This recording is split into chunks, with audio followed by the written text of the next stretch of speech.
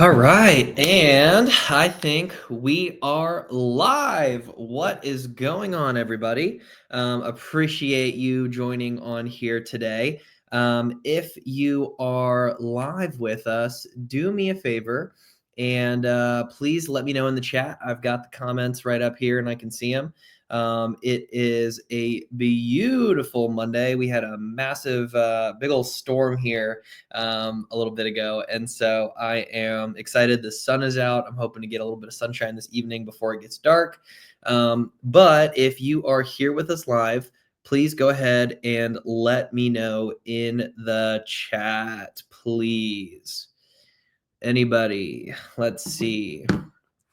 Today, guys, we are going to be talking about closing unmotivated sellers. Okay, I think so many people are so worried these days about, hey, my seller doesn't seem motivated. I don't quite know how to close this sale. I don't know what to do here, and basically what I want everybody to think about is what can we do to boost the probability of us closing these seller leads. Okay, so that's what we're going to be talking about today. We'll have 3 different points that we're going to get into. Again, I see at least 3-4 people here live with us. If you are live, please let me know in the chat. I am just posting that we are live, and then you guys have my full attention. Facebook does not give me the link. And so I always have to post this after I start streaming. Okay, so with that, let us begin. Okay, so guys, welcome. Today we're going to be talking about closing unmotivated sellers, like I said. And here's what that looks like. Okay, we're going to talk about 3 main topics essentially today.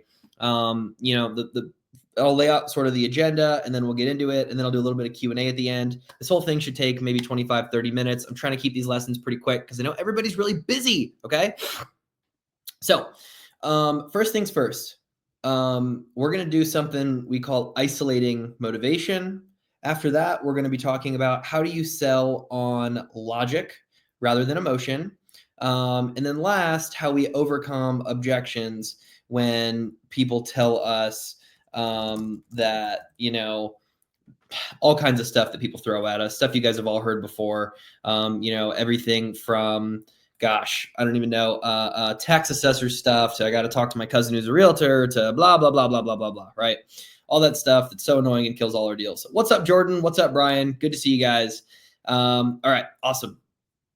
And then as you guys have questions, feel free to drop them in the chat. I'll try to do Q&A here at the end, but am happy to answer as they come if it makes sense. Sweet. Okay, first things first, we are going to be talking about when sellers aren't motivated. Before I get into those 3 bullet points, I've said it before, I want to say it again. We need to take away the seller's power of asking, well, what's your offer, right? We get sellers that ask that stuff all the time on these offer calls. And so when I hear that, it's like, man, now I've got to play this uphill battle. Obviously, if you didn't frame well, you get that question, answer it ideally with a question, answer it, acknowledge it, answer it, and then ask another question to take the power back.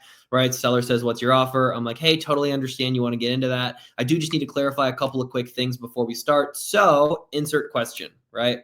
So remind me, is the road out front paved or dirt, right? I know, if they're like, I already answered all these questions, right? Hey, totally understand. Normally, Nikki leaves me all the notes in here for whatever reason. They're just not on my computer today. I'm so sorry. Would it be okay if I just asked a couple of questions before we dove into that, just so I could, cross my T's, dot my I's?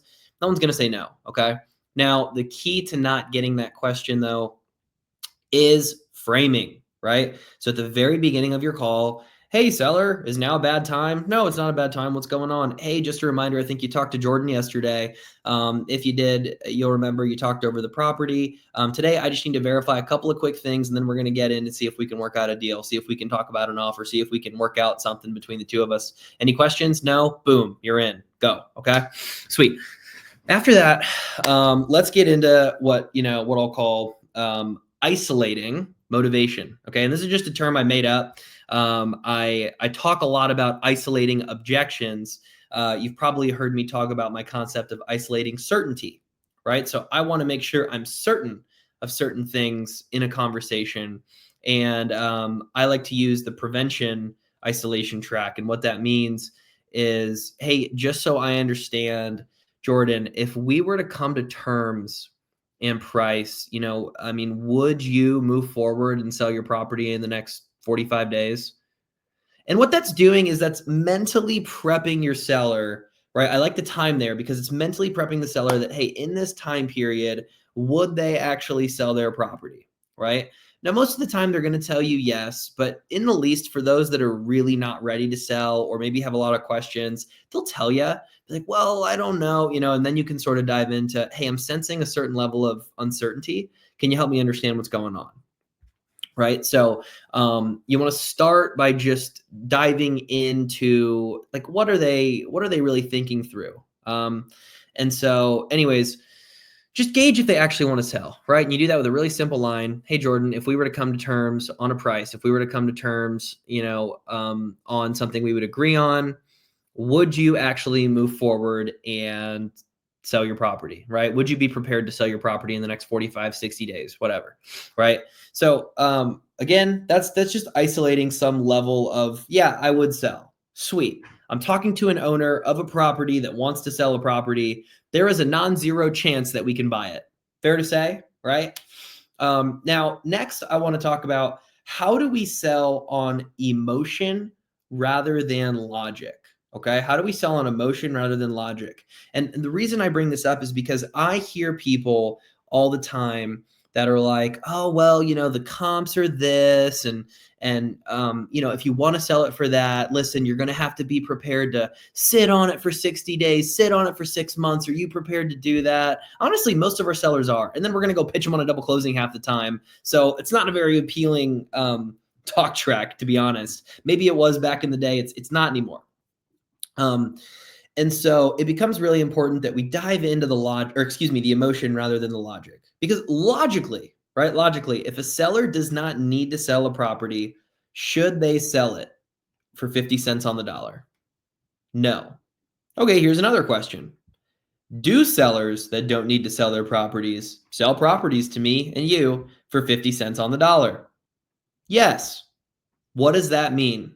That means that property owners act on emotion rather than logic sometimes. And so I want to double down on that emotion so that I can understand how to close more deals repeatably. Okay. Does that make sense? So the thought pattern here, the logic here, which is funny because we're talking about emotion, but the logic here is, logically, sellers should not sell us properties for 50 cents on the dollar if they don't need the money, but some do. So we know that they don't make decisions based on logic. And if it's not based on logic, it's based on emotion, which means we should learn how to move emotion along, right? Now, here's what that looks like. There are basically two different ways that I think about people really diving into the emotion. Okay. And the first one is what I call manufacturing pain, which is not my favorite term, right? But we talk about how our sellers typically, I've talked about this before. Tony Robbins says there's two types of motivations. You're either running from pain or running towards pleasure. So ideally, what we're trying to do is think through, how do we get the seller to feel this pleasure and then basically take it away from them, right? What happens if that doesn't happen? Right. And that's how we manufacture some sort of pain. If that never happens, how would you feel? And they almost feel this pain of loss for this thing that hasn't happened yet. Right. And so how that actually sounds, how that actually looks. Number one, I always want to ask sellers for permission before asking a certain question. I always want to ask a seller for some sort of permission. Right. And if I'm in a call, what that looks like is I would say, hey, Brian, can I ask you a pretty straightforward question here, right? Can I ask you something here? And they're always going to say yes. But what that does is a couple of things. Keep in mind, at some level, we are in a war for attention. I mean, right now, as I'm on this live and you guys are watching this, I'm in some war for attention. If I break too long, if I get boring, you're going to click off and do something else on Facebook, right? When I'm on the phone with a seller, you are on a war for attention for them too. And even if they're already on the phone, yeah, it's harder for them to hang up. But have you guys ever gotten distracted on a phone call before? I bet you the answer is yes. Okay. I have too. We all do. We all end up getting on Instagram sometimes while on the phone because you can put your AirPods in, you can do both, you can scroll through X, Twitter, whatever, right? And so I ask for permission because it gets my seller to lean in. And also, I'm going to call out their name because names are people's favorite sounds and it gets them paying attention, right, Jordan, right, Brian, right, Cole? And again, if you guys are here with us, please let me know in the chat. I love to see who's here live so I can call you out and hopefully win over your attention. But that being said, as I am thinking about how to manufacture that pain, right? I'm thinking, hey, Jason, listen, is it okay if I ask you a pretty straightforward question? Sure. Well, hey, if I were to wave a magic wand and $50,000 entered your bank account, what would you and your wife do to celebrate? Right now, that number there, $50,000. Ideally, we're pulling that from the asking price. So this is before our price drop. This is before we're negotiating. But if they've already given us a number, I'm going to use that number. Right? If they've already told me I wouldn't sell it for under 80K, I'm going to ask, okay, Jordan, well, if I were to wave a magic wand and you had another $80,000 in your bank account, what would you do to celebrate? And what I'm trying to do is ask them, how would you spend the money? But in a less direct way. We've tried a few different things, and I just feel like they haven't hit, like, hey, what would you do? Would you buy another property or do something else? People like to correct, so sometimes that works. But a lot of times people are just saving or they might do something. And so I like the question, what would you do to celebrate? Right? Because ideally, people don't say nothing, right? They're going to be like, well, at least, pop a bottle of champagne. But ideally, if they told us how they would spend the money, that helps us manufacture this pain. Here's an example of that. If I'm talking to, what's up, Arturo? If I'm talking to you, Arturo, and I'm like, hey, man, if I were to wave a magic wand, you had another, 100 grand in your bank account, how would you celebrate? You're going to tell me, oh, man, I have just been dying to get a new bench press in my house, redo an entire room to be a home gym. I'm saying that because if you don't know Arturo, he used to be a bodybuilder and the dude is jacked. He looks great. And so you might tell me you want to redo your home gym. I'm like, oh man, a home gym. How long have you been wanting to have a home gym? Oh my gosh, I've been wanting a home gym for, 5 years. I'm like, 5 years. Wow. That's a long time. I mean, it sounds like you put some thought into this. What equipment would you put in there, right? And I want them to spell out as many details for me as I can. Oh, well, of course I got to have a bench press and a squat rack because you can do a bunch of stuff with that. And ideally just a pull-up bar over, my door hanger, and then a good dumbbell set with some mats in the room. You can get pretty far just with that. Maybe some resistance bands if I'm needing a few more things. I'd be like, okay, great. That sounds awesome. Well, Arturo, I mean, it sounds like you put a lot of thought into this. I mean, is it fair to say you've been wanting this for a while? It sounds like 5 years is a long time. Yeah, I've been wanting this for a while. Okay. I mean, what are you going to do if, another 5 years goes by and you haven't gotten the home gym yet? And you just pause. Same pause you do during price drops. Same pause you do, in reoffers. Same pause that you do with uncomfortable questions, right? What are you going to do if another 5 years goes by and you still haven't gotten the home gym? Oh, interesting. Okay. Well, Arturo, listen, man, and boom, we're continuing to press on in this pain. To be honest, I wouldn't immediately go in there. I would bring it back up while I'm negotiating. And here's what that sounds like is if I'm talking to Arturo, listen, and I'm picking on you, man. I love that you're here. You're such a good spirit. Also, what's up, Robin? I've seen you on the bench press. You have my friend. We got to hit it together sometime. Although I don't know if your long arms could fit. If you guys don't know Robin, he's like 6'8" or something, just really, really tall. He said, I'm sold. Sweet, man. I love it. We're getting you a home gym, baby.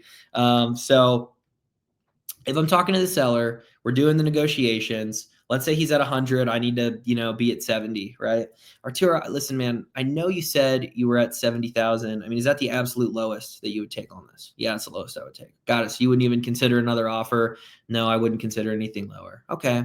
Well, man, earlier you were telling me, actually before that I would ask, hey, is it okay if I ask you something kind of uncomfortable? I was going to say, sure. Listen, man, earlier you were telling me that it's been 5 years that you've been planning to get this home gym. And, I'm seeing a way forward where in the next 45 days you could have this home gym. I mean, like, what would you do if, I guess, that just never happened? Just pause. And he's going to think. And I'd be like, look, man, I would love to celebrate with you and I, with me getting to spot you on the squat rack, baby. I'm teasing a little bit. This is a silly scenario. But my point being, can I get him to mentally spend the money and then bring it back up once we're doing a negotiation, right? How much does it cost to get a home gym done, right? Let's say 20 grand. Okay. Well, I mean, dude, if I could get you 20 grand and another $50,000 in your bank account, what would that do for you and your family, right? And just, again, wait. But my point is here, guys, we think of negotiations and we think this has to be logical, right? This needs to be, okay, you want 100, that's the lowest you'll go. Okay, what about 50? No, I won't do 50, 70, right? And sometimes we just start doing this like this weird like back and forth thing and it doesn't get anywhere, right? And so instead of just trying to plow through a negotiation, how do we take a step back and say, okay, well, man, I totally understand that's where you're at, but boom, new variable. What about this other thing? And now it's not a logical you versus me. It's us working together. And this is my favorite thing about sales is how do I get people to think it's us working together rather than us working against each other, negotiating against each other. Okay. So that's just a quick example of how we can manufacture pain. I know I said this would be quick training. I need to keep moving. Otherwise, I'm going to go over here. The next thing I like to do when I'm selling on emotion rather than logic is notating that people are busy. Okay. And there's a couple pretty easy leading questions to use when you're asking people if they're busy, or bringing it up. And here's what I mean. And this track is good to go down if they start hitting you with sort of like, okay, well, I'm gonna need to do some research. Oh gosh, anybody ever gotten that from a seller? Let me know in the chat. Anybody ever said, oh, let me get back to you. I need to do some research. I'm gonna, figure out the area, see what's going on. I'm like, dude, what is research? What does that even mean? You know what that means is your seller's never gonna do it. And then every time you follow up, they're gonna be like, no, I haven't had time. And the second time you follow up with them, they're gonna ghost you. That's what research means, okay? And then you put them on a drip campaign and hope they come back up in 3 months, and they might not, but you never know. That's what research is. So how do we call them out on that? I like to call out that people are busy, right? Listen, Arturo says all the time. Yeah, man, me too. Okay, so seller's busy. Let's say I'm talking to George. Hey, George, is it okay if I ask you a pretty direct question, man? Sure. Okay, well, listen, it was pretty tricky to get a hold of you. So tell me if I'm wrong here, but it seems like you're pretty busy. Am I wrong? Am I off base here? Right? So guys, here's a cool thing about this question. A couple of things. Number one, ask for permission because it's kind of a wonky question and I gather more attention, right? Number two, I call out, it was tricky to get a hold of you. Because guys, like how often do your sellers really pick up the first time you reach out to them? The minority of the time, which means a majority of the time I can use this track, right? So tell me if I'm wrong, but it seems like you're pretty busy, right? Am I wrong here? Am I off base? And again, people like to protect that no. So I'm like, no, you're right. Because gosh, with Americans, there's something in the culture where we pride ourselves in being busy. Yeah, I'm busy. It means I'm productive. It means I'm good. It means I'm getting things done. I don't know what it is, but in American culture, we are just always busy. We identify with being busy. We take pride in being busy. So I very, very seldomly have a seller tell me they're just sitting around all day doing nothing. Some do. I'm not going to pretend like none do. Some do. And so I'm gonna be like, okay, well, listen, I mean, Arturo, if you're busy, and again, ideally we've acknowledged them. Hey, I understand you want to do your research. Is it okay if I ask you a question? Yeah, seems like you're pretty busy. Okay, man. Well, listen, since you're pretty busy, I mean, would it make sense to give you more homework? Or could you just tell me what you're hoping to find in your research so I can help you find what you're looking for? So I guess like what information are you looking for before making a decision? Boom. Right. The point here is I just want to keep asking questions to keep driving that conversation forward. How do I keep driving a conversation forward when it feels like I'm at a dead end? Because when people hit me with, oh, I got to do research, all of a sudden it feels like we're sort of at the end. I'm like, man, what do I say to that? Right. Here's what I say is I say, oh, well, can I ask you a direct question? Kind of hard to get a hold of you. Seems like you're busy. Am I wrong here? No, you're not wrong. Okay, sweet. Well, does it make more sense to give you a bunch of homework? Or, maybe I can help you find what you're looking for. What information are you looking for just so I can help speed up the process, man? I know you're really busy, right? And so, boom, right there, now you're driving the conversation forward. And they're either going to tell you what the actual issue is, or they're going to tell you, what they're looking for. Well, I want to see, what's going on in the area, what things are worth. I'm like, okay, well, Arturo, like, does that change things for you? I mean, what if you see they're worth this? What if you see they're worth that? How much longer until X, Y, Z, right? So every conversation is going to be a little bit different, but I'm just trying to teach on some things that we hear really often so I can help people a majority of the time. I obviously can't train for every single scenario on one Facebook Live, unfortunately, but people are busy, right? Now, the third thing I want to talk about here is, guys, we hear a lot of the same objections. We need to be working together on how we put these together, okay? And so, one that I hear a lot, I guess my third point here is overcoming stupid objections is what I call them. I'm being a jerk as I'm saying that, but essentially my point is, you hear stuff like, oh, well, the tax value is this number, so this is what I want. Now, sometimes tax values are actually like well below market value. I feel like I saw in some markets in the past couple of years, some areas in Colorado, some areas in Florida, some areas in Texas. This stuff is insane, And so it doesn't help us. So here's sort of my track to get them off of that. It's, if I hear tax assessor, I'm gonna ask him a question like, "Oh, what's up, Rich?" I'm gonna ask him a question like, "Hey, Rich, let me ask you, man. Um, when you're making decisions in your life, how often are you trusting the government to help you make that decision, right? Or maybe I'll take a step back and even ask like, hey, Rich, can I ask another uncomfortable question? Sure. Do you get all your information from the government typically, or do you trust the government? Now listen, guys, I don't care what side you're on, but people just generally don't trust the government right now, right? And so Rich said never. Exactly, right? And so then I'm going to be like, okay, you don't trust the government, got it. And the tax assessor's office is part of the county government. Can I ask you, do you know what they do with that information? Do you know what they do with that number at the tax assessor's office? They're gonna be like, oh, well, they use it to, make me pay property taxes. Yeah, you're right. So I guess let me ask, I mean, do you think they are more incentivized to make that number higher than what it's worth or lower if that's what they use to tax you? Probably higher, right? And guys, see how I haven't actually told them anything? I've just asked some questions here. Okay, got it. Well, I mean, that being considered, man, you just told me you didn't trust the government. You don't make decisions, and they're incentivized. You don't make decisions based on what they tell you, and they're incentivized to basically tax you more to make that number inflated. So I guess why are you doing this now? Help me understand what we're doing here, right? And so that's just like one of the ways where I'm like, okay, this is something I hear often. What's a track that makes sense here? Where can I lead them? And sometimes it'll work, sometimes it won't. But the theme here, guys, and in all my training is, what can I do to boost the probability of a seller wanting to sell a property, right? And I can do that by making sure they actually would sell, right? And if that doesn't, that helps us drive the conversation forward. After that, I want to manufacture some level of pain, recognize that people are busy, overcome silly objections. Basically, kind of my focus on this stuff, right?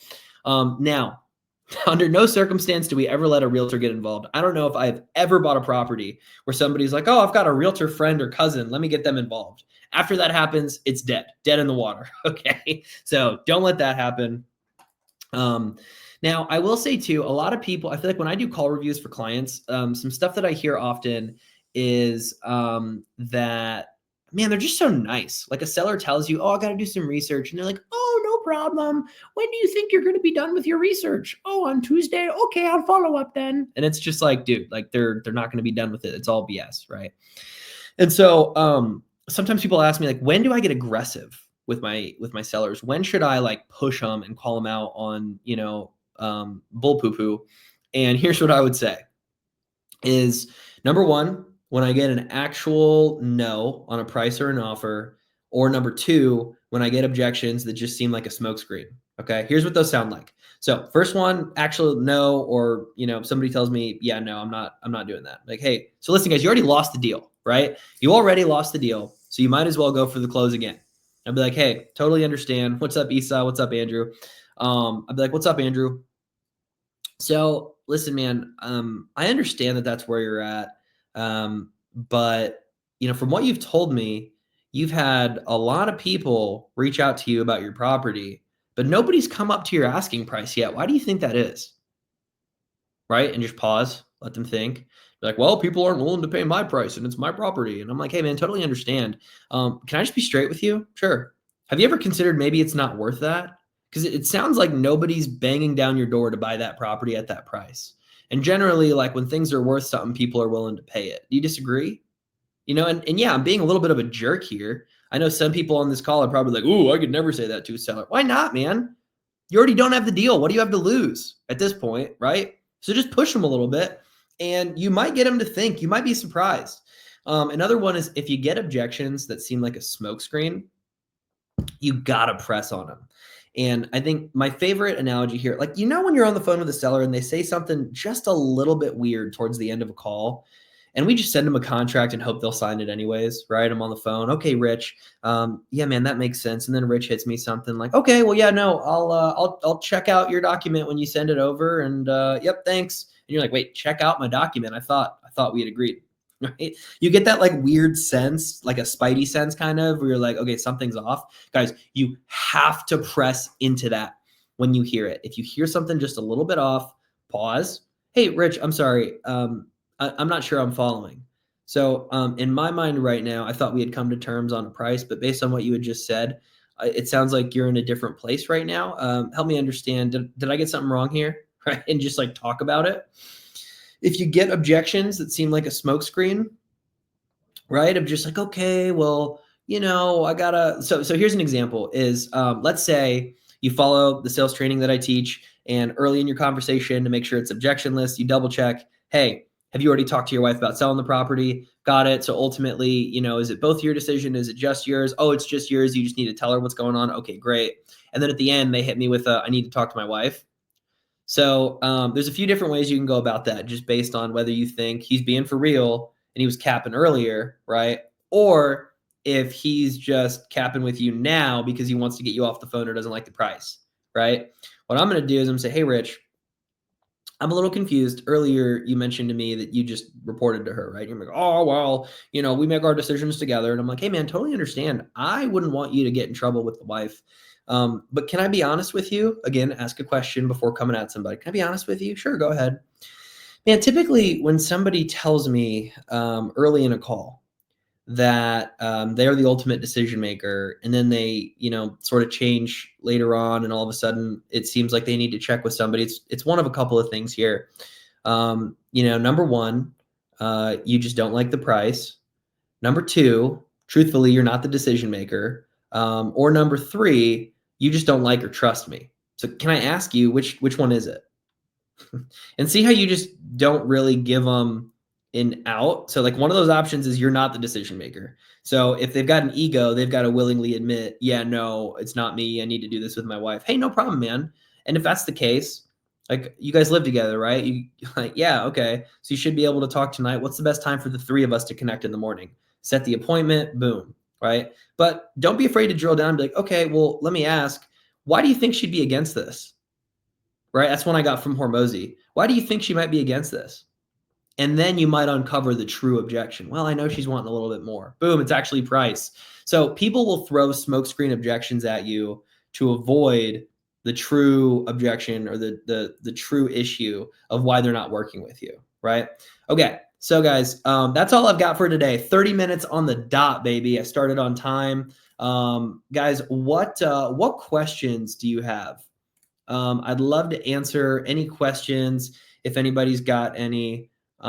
Isa said some of them want to look at comps, some will even ask neighbors from what I see. Yeah, man. I think again, if somebody's looking for comps, I would just drill down on like, hey, and like, what are you hoping to find when you're looking at the comps? What are you hoping to see? Right. Okay. And I guess have you comped a lot of properties in the past? Yes, no. Okay. And I mean, obviously anybody can get on Zillow here, but like, have you sold other properties? Like, I just try to drill down on like making them feel less confident in their comping abilities, if you will. Some will ask neighbors. That's an interesting one. We have gotten that a couple of times. I don't feel like it happens a ton. Do you feel like that happens a lot?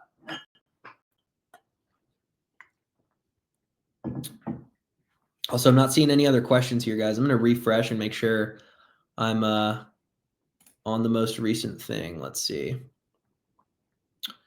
Farmland.